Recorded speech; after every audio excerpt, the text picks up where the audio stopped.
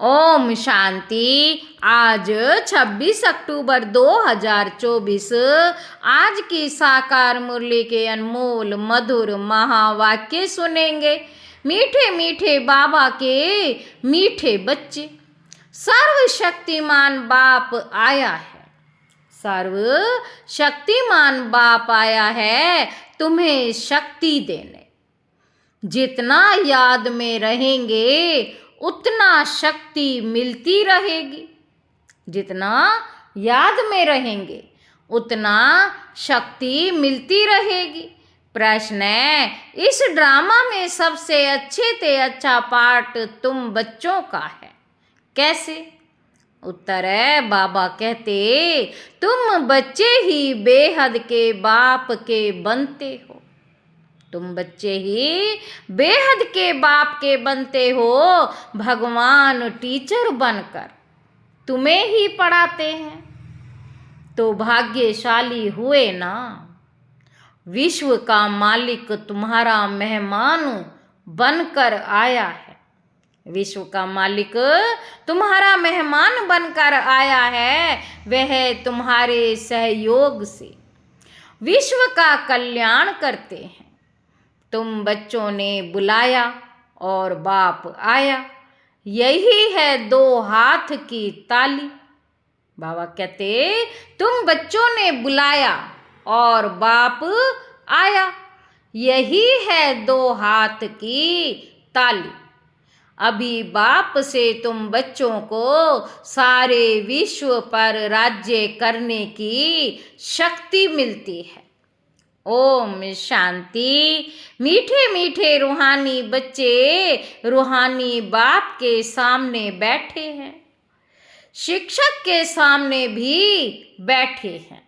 बाप के सामने बैठे हैं, शिक्षक के सामने भी बैठे हैं और ये भी जानते हैं यह बाबा गुरु के रूप में आए हैं हम बच्चों को ले जाने।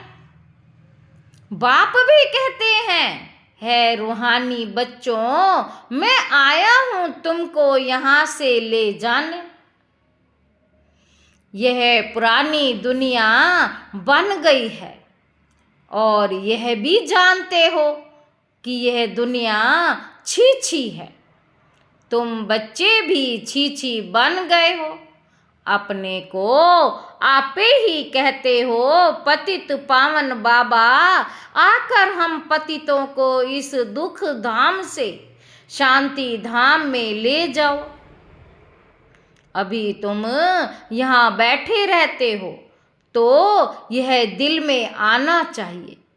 बाप भी कहते हैं मैं तुम्हारे बुलावे पर निमंत्रण पर आया हूँ। बाप याद दिलाते हैं बरोबर तुम बुलाते थे ना, आओ। बरोबर तुम बुलाते थे ना, आओ। अभी तुमको स्मृति आई है, हमने बुलाया है, अब बाबा आए हुए हैं। ड्रामानुसार कल्प पहले मिसल, ड्रामानुसार कल्प पहले मिसल वो लोग प्लान बनाते हैं ना, यह भी शिव बाबा का प्लान है। इस समय सबके अपने अपने प्लान है ना। बाबा कहते 5 वर्ष का प्लान बनाते हैं, उसमें यह करेंगे, बातें देखो कैसे आकर मिलती हैं। आगे ये प्लान आदि नहीं बनाते थे, अभी प्लान बनाते रहते हैं। तुम बच्चे जानते हो हमारे बाबा का प्लान है ये ड्रामा के प्लान अनुसार 5000 वर्ष पहले मैंने ये प्लान बनाया था। 5000 वर्ष पहले मैंने ये प्लान बनाया था। तुम मीठे मीठे बच्चे जो यहाँ बहुत दुखी हो गए हो, तुम मीठे मीठे बच्चे जो यहाँ बहुत दुखी हो गए हो, वेश्यालय में पड़े हो, अब मैं आया हूँ तुमको शिवालय में ले जाने। वह शांति धाम है निराकारी शिवालय, और सुख धाम है साकारी शिवालय। तो इस समय बाप तुम बच्चों को रिफ्रेश कर रहे हैं। बाप तुम बच्चों को रिफ्रेश कर रहे हैं। तुम बाप के सन्मुख बैठे हो ना। बुद्धि में निश्चय तो है बाबा आया हुआ है। बाबा अक्षर बहुत मीठा है। बाबा आया हुआ है। बाबा अक्षर बहुत मीठा है। बाबा कहते यह भी तुम जानते हो हम आत्माएं उस बाप के बच्चे हैं, फिर पार्ट बजाने के लिए इस बाबा के बनते हैं। कितना समय तुमको लौकिक बाबाएं मिले हैं? बाबा पूछ रहे हैं कितना समय तुमको लौकिक बाबाएं मिले हैं? सतयुग से लेकर सुख और दुख का पार्ट बजाया है। सतयुग से लेकर सुख और दुख का पार्ट बजाया। अभी तुम जानते हो हमारा दुख का पार्ट पूरा होता है, सुख का पार्ट भी पूरा 21 जन्म बजाया है। फिर आधा कल्प दुख का पार्ट बजाया। बाबा ने तुमको स्मृति दिलाई।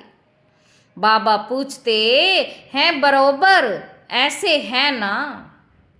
अब फिर तुमको आधा कल्प सुख का पार्ट बजाना है। इस ज्ञान से तुम्हारी आत्मा भरपूर रहती है, फिर खाली हो जाती है, फिर बाप भरपूर करते हैं। तुम्हारे गले में विजय माला पड़ी है, गले में ज्ञान की माला है। बरोबर हम चक्र लगाते रहते हैं। सतयुग, त्रेता, द्वापुर, कलयुग फिर आते हैं इस स्वीट संगम पर। इनको स्वीट कहेंगे ना। शांति धाम कोई स्वीट नहीं है, सबसे स्वीट है। शांति धाम कोई स्वीट नहीं है, सबसे स्वीट है। पुरुषोत्तम कल्याणकारी संगम युग है। ड्रामा में तुम्हारा भी अच्छे से अच्छा पार्ट है। तुम कितने लक्की हो। बाबा कहते तुम कितने लक्की हो। बेहद के बाप के तुम बनते हो। वह आकर तुम बच्चों को पढ़ाते हैं। कितनी ऊंच कितनी सहज पढ़ाई है। कितना तुम धनवान बनते हो।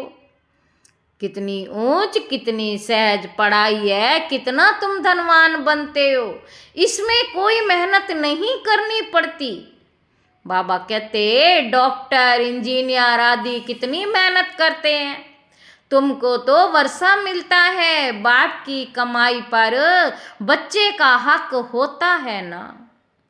तुम यह पढ़कर 21 जन्मों की सच्ची कमाई करते हो। वहां तुमको कोई घाटा नहीं पड़ता है। जो बाप को याद करना पड़े। इनको ही अजपा जाप कहा जाता है। बाबा कहते तुम जानते हो बाबा आया है। बाप भी कहते हैं मैं आया हूं। दोनों हाथ की ताली बजेगी ना। बाप कहते मुझे याद करो तो जन्म जन्मांतर के पाप भस्म हो जाए। 5 विकारों रूपी रावण ने तुमको पाप आत्मा बनाया है, फिर पुण्य आत्मा भी बनना है। यह बुद्धि में आना चाहिए। हम बाप की याद से पवित्र बनकर फिर घर जाएंगे बाप के साथ। फिर इस पढ़ाई से हमको माइट मिलती है। देवी देवता धर्म के लिए कहा जाता है रिलीजन इज माइट। बाप तो है सर्वशक्तिमान। तो बाबा से हमको विश्व में शांति स्थापन करने की ताकत मिलती है। वह बादशाही हमसे कोई छीन ना सके, इतनी ताकत मिलती है। राजाओं के हाथ में देखो कितनी ताकत आ जाती है, कितना उनसे डरते हैं। एक राजा की कितनी प्रजा, लश्कर आदि होता है, परंतु वह है अल्पकाल की ताकत। बाबा कहते ये फिर है 21 जन्मों की ताकत। बाबा कहते अभी तुम जानते हो हमको सर्वशक्तिमान बाप से ताकत मिलती है। विश्व पर राज्य करने की लव तो रहता है ना, देवताएं प्रैक्टिकल में नहीं है तो भी कितना लव रहता है। देवताएं प्रैक्टिकल में नहीं है तो भी कितना लव रहता है। जब सन्मुख होंगे तो प्रजा का कितना लव होगा। याद की यात्रा से यह सब तुम ताकत ले रहे हो, ये बातें भूलो नहीं। याद करते करते तुम बहुत ताकत वाले बन जाते हो। सर्वशक्तिमान और कोई को नहीं कहा जाता, सबको शक्ति मिलती है। इस समय कोई में शक्ति नहीं है, सब तमो प्रधान है। फिर सभी आत्माओं को एक से ही शक्ति मिल जाती है। सभी आत्माओं को एक से ही शक्ति मिल जाती है। फिर अपनी राजधानी में आकर अपना अपना पाठ बजाते हैं, अपना अपना हिसाब किताब चुकतू कर। फिर ऐसे ही नंबरवार शक्तिमान बनते हैं। पहले नंबर में है इन देवताओं में शक्ति, पहले नंबर में है इन देवताओं में शक्ति। यह लक्ष्मी नारायण बरोबर सारे विश्व के मालिक थे ना। तुम्हारी बुद्धि में सारा सृष्टि का चक्र है। जैसे तुम्हारी आत्मा में ये नॉलेज है, वैसे बाबा की आत्मा में भी सारी नॉलेज है। अभी तुमको ज्ञान दे रहे हैं। ड्रामा में पार्ट भरा हुआ है जो रिपीट होता रहता है। फिर वह पार्ट 5000 वर्ष के बाद रिपीट होगा। यह भी तुम बच्चे जानते हो, हम सब बच्चे जानते हैं। तुम सतयुग में राज्य करते हो तो बाप रिटायर लाइफ में रहते हैं। फिर कब स्टेज पर आते हैं, बाबा पूछ रहे हैं। जब तुम दुखी होते हो, तुम जानते हो उनके अंदर सारा रिकॉर्ड भरा हुआ है। कितनी छोटी आत्मा है, उनमें कितना समझ रहती है। बाप आकर कितनी समझ देते हैं। फिर वहाँ सतयुग में ये सब भूल जाते हो। सतयुग में सब भूल जाते हो। सतयुग में तुमको ये नॉलेज होती ही नहीं। वहाँ तुम सुख भोगते रहते हो। यह भी अभी तुम समझते हो। सतयुग में हम सो देवता बन सुख भोगते हैं। सतयुग में हम सो देवता बन सुख भोगते हैं। अभी हम सो ब्राह्मण है, फिर सो देवता बन रहे हैं। ये ज्ञान बुद्धि में अच्छी रीति धारण करना है। किसको समझाने में खुशी होती है ना, तुम जैसे प्राण दान देते हो। कितने हैं ना, काल आकर सबको ले जाते हैं। काल आदि कोई है नहीं, यह तो बना बनाया ड्रामा है। आत्मा कहती है मैं एक शरीर छोड़ चला जाता हूँ, फिर दूसरा लेता हूँ। मुझे कोई काल नहीं खाता। आत्मा को फीलिंग आती है। आत्मा जब गर्भ में रहती है तो साक्षात्कार कर दुख भोगती है, अंदर सजा भोगती है। इसलिए उनको कहा जाता है गर्भ जेल। कितना ये वंडरफुल ड्रामा बना हुआ है। गर्भ जेल में सजाएं खाते अपना साक्षात्कार करते रहते हैं। सजा क्यों मिली? साक्षात्कार तो कराएंगे ना। यह बेकायदे काम किया है, इनको दुख दिया है, वहाँ सब साक्षात्कार होते हैं। फिर भी बाहर आकर पाप आत्मा बन जाते हैं। सभी पाप भस्म कैसे होंगे? बाबा कहते सभी पाप भस्म कैसे होंगे? सो तो बच्चों को समझाया है इस याद की यात्रा से और सब दर्शन चक्र फिराने से तुम्हारे पाप कटते हैं। बाबा कहते इस याद की यात्रा से और सब दर्शन चक्र फिराने से तुम्हारे पाप कटते हैं। बाप कहते भी हैं मीठे मीठे स्वदर्शन चक्रधारी बच्चों, तुम 84 का ये स्वदर्शन चक्र फिराएंगे तो तुम्हारे जन्म जन्मांतर के पाप कट जाएंगे। चक्र को भी याद करना है ना, किसने ये ज्ञान दिया उसको भी याद करना है। बाबा हमको स्वदर्शन चक्रधारी बना रहे हैं, बनाते तो हैं, परंतु फिर रोज रोज नए आते हैं तो उन्हों को रिफ्रेश करना होता है। तुमको सारा ज्ञान मिला है, अभी तुम जानते हो हम यहाँ आए हैं पार्ट बजाने। 84 का चक्र लगाया, अब फिर वापस जाना है, ऐसे चक्र फिराते रहते हो। बाबा कहते ऐसे चक्र फिराते रहते हो, बाप जानते हैं बच्चे बहुत भूल जाते हैं। चक्र फिराने में कोई तकलीफ नहीं है, फुर्सत तो बहुत मिलती है। पिछाड़ी में तुम्हारी ये स्वदर्शन चक्रधारी की अवस्था रहेगी। तुमको ऐसा बनना है, सन्यासी लोग तो यह शिक्षा दे नहीं सकते। स्वदर्शन चक्र को खुद गुरु लोग ही जानते ही नहीं। बाबा कहते वह तो सिर्फ कहेंगे चलो गंगा जी पर। कितने स्नान करते हैं, बहुत स्नान करने से गुरुओं की आमदनी होती है। घड़ी घड़ी यात्रा पर जाते हैं, अब उस यात्रा और इस यात्रा में फर्क देखो कितना है। उस यात्रा में और इस यात्रा में देखो फर्क कितना है।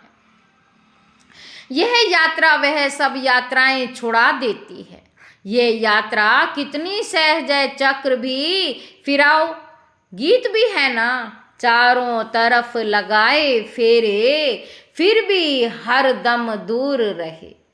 चारों तरफ लगाए फेरे, फिर भी हर दम दूर रहे, बेहद के बाप से दूर रहे। यह तुमको महसूसता आती है, वो लोग इस अर्थ को नहीं जानते, अभी तुम जानते हो। बाबा कहते बहुत फेरे लगाते रहे, अभी इन फेरों से तुम छूट गए हो। फेरे लगाते कोई नज़दीक नहीं आए हो और ही दूर होते गए। बाबा कहते अभी ड्रामा प्लान अनुसार बाप को ही आना पड़ता है सबको साथ ले जाने के लिए। बाप कहते मेरी मत पर तुमको चलना ही है, पवित्र बनना है, इस दुनिया को देखते हुए नहीं देखना है। इस दुनिया को देखते हुए नहीं देखना है। जब तक नया मकान बनकर तैयार हो जाए तब तक पुराने में रहना पड़ता है। बाप संगम पर ही आते हैं वर्षा देने। बेहद के बाप का है बेहद का वर्षा। बच्चे जानते हैं बाप का वर्षा हमारा है, उस खुशी में रहते, अपनी कमाई भी करते हैं और बाप का वर्षा भी मिलता है। तुमको तो वर्षा ही मिलता है, वहाँ तुमको पता नहीं पड़ेगा। स्वर्ग का वर्षा हमको कैसे मिला, स्वर्ग का वर्षा हमको कैसे मिला। वहाँ तो तुम्हारी लाइफ बहुत सुखी रहती है, क्योंकि तुम बाप को याद कर माइट लेते हो। तुम बाप को याद कर माइट लेते हो। पाप काटने वाला पतित पावन एक ही बाप है।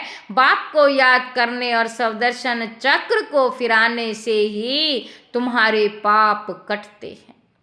बाबा कहता ये अच्छी रीति नोट करो, यह समझाना बस है, आगे चल तुमको तीक तीक नहीं करनी पड़ेगी, एक इशारा ही बस है। बेहद के बाप को याद करो तो तुम्हारे पाप कट जाएंगे। तुम नर से नारायण, नारी से लक्ष्मी बनने आते हो, ये तो याद है ना। और कोई की भी बुद्धि में ये बात नहीं आती, यहाँ तुम आते हो बुद्धि में है। हम जाते हैं बाप दादा के पास, उनसे नई दुनिया स्वर्ग का वर्षा लेने। बाप कहते हैं स्वदर्शन चक्रधारी बनने से तुम्हारे विकर्म विनाश हो जाएंगे। अब जो तुम्हारी जीवन हीरे जैसी बनाते हैं उनको देखो, यह भी तुम समझते हो इसमें देखने की कोई बात ही नहीं, ये तो तुम दिव्य दृष्टि द्वारा जानते हो। आत्मा ही पढ़ती है इस शरीर द्वारा।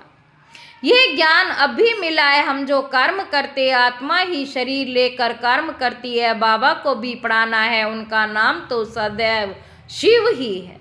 शरीर के नाम बदलते हैं, ये शरीर तो हमारा नहीं है, यह इनकी मलकियत है। शरीर आत्मा की मलकियत होती है, जिससे पाठ बजाती है। ये तो बिल्कुल सहज समझ की बात है। आत्मा तो सब में है, सबके शरीर का नाम अलग अलग पड़ता है। ये फिर है परम आत्मा, सुप्रीम आत्मा। ऊंचते है ऊंच, अभी तुम समझते हो भगवान तो एक है क्रिएटर, बाकी सब है रचना पाठ बजाने वाले। यह भी जान गए हो कैसे आत्माएं आती हैं। पहले पहले आदि सनातन देवी देवता धर्म की आत्माएं रहती हैं थोड़ी। पहले आदि सनातन देवी देवता धर्म की आत्माएं रहती हैं थोड़ी, फिर पिछाड़ी में लायक बनते हैं। पहले आने के लिए यह सृष्टि चक्र की जैसे माला है जो फिरती रहती है। माला को तुम फिराते हो तो सब दानों का चक्र फिरता है ना। सतयुग में भक्ति जरा भी नहीं होती, सतयुग में भक्ति जरा भी नहीं होती। बाप ने समझाया है, आत्माएं माँ में कम याद करो, तुमको घर जरूर लौटना है। विनाश सामने खड़ा है, याद से ही पाप कटेंगे, फिर सजाएं खाने से भी छूट जाएंगे। बाबा कहते मर्तबा भी अच्छा पाएंगे, नहीं तो सजाएं बहुत खानी पड़ेंगी। मैं तुम बच्चों के पास कितना अच्छा मेहमान हूँ।